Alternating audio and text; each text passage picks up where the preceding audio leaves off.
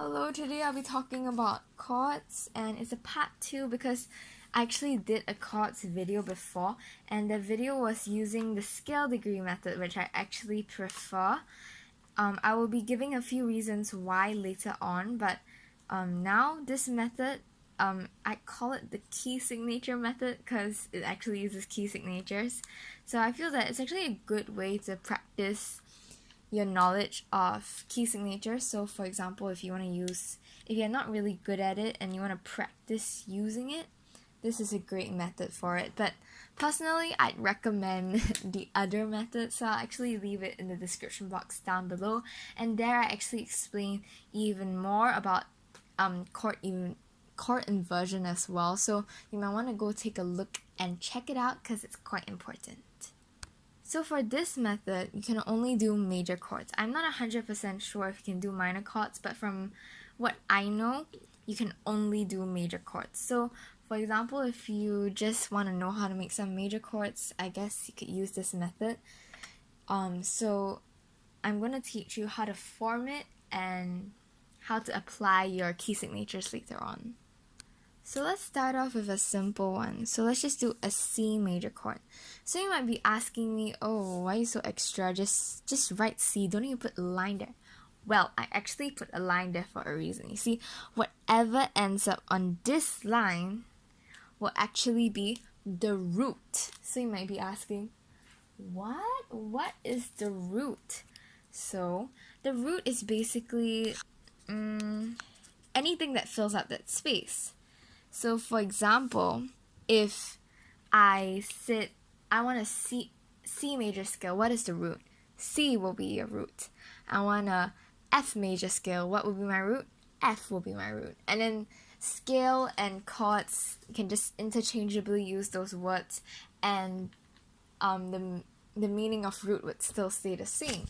So now that we know what a root is, I will tell you why it's important. So I have some staff lines here, and oh yeah, for notes, I'll be using these little guys, these little ladybugs. So just, red is more prominent so you can see it better, the contrast. So yeah, so we have our C major chord, and we know that our root is C.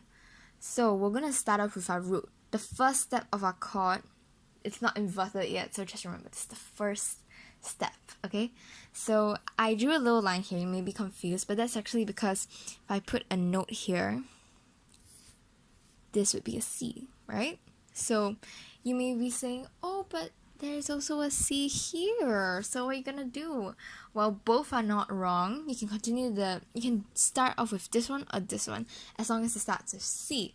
So as you can see, this one's in a line and this one's in a space, so I'm gonna tell you why it's important later on. So we're gonna just do the line one first, okay?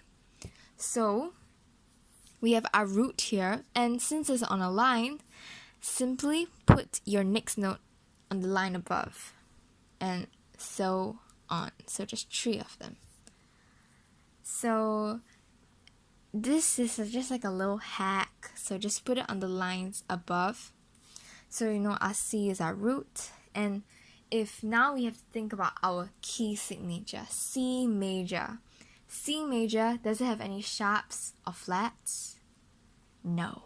So, bing, that is your C major chord. Now I'm going to talk about A flat major, ding ding ding. A flat major is going to be different this time because if you think about it, A flat major as a key signature, there are actually flats that you're going to have to apply. So let's just start off first by putting our A right here.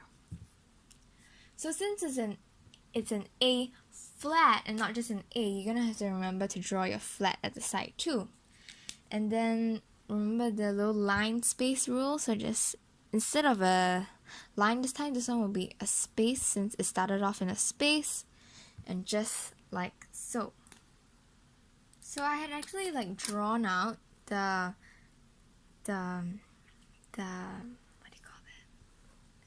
the sequence of flats for your key signature of A flat major.